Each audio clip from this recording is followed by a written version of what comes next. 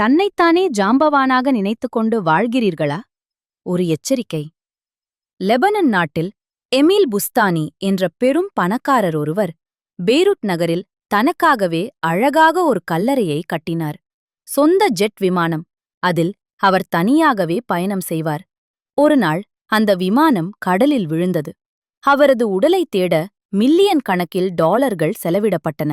ஆனால் விமானம் மட்டும் கிடைத்தது. உடல் கிடைக்கவே இல்லை.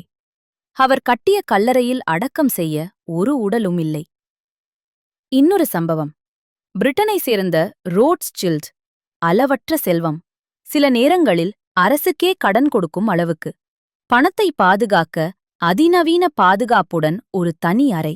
ஒருநாள் அறைக்குள் சென்றவர் அறியாமலே கதவை பூட்டிவிட்டார். அவ்வளவுதான். கதவு திறக்கவில்லை. சத்தம் போட்டார், கத்தினார், யாருக்கும் கேட்கவில்லை. ஏனென்றால் அது வீடு அல்ல, அரண்மனை.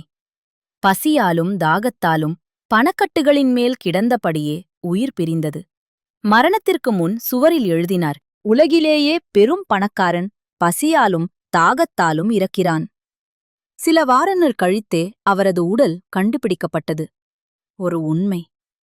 பணம் இருந்தால் எல்லாம் நம் கட்டுப்பாட்டில் என்று நினைக்கிறோம். ஆனால் எப்போது, எங்கே, எப்படி, யாராலும் கணிக்க முடியாது.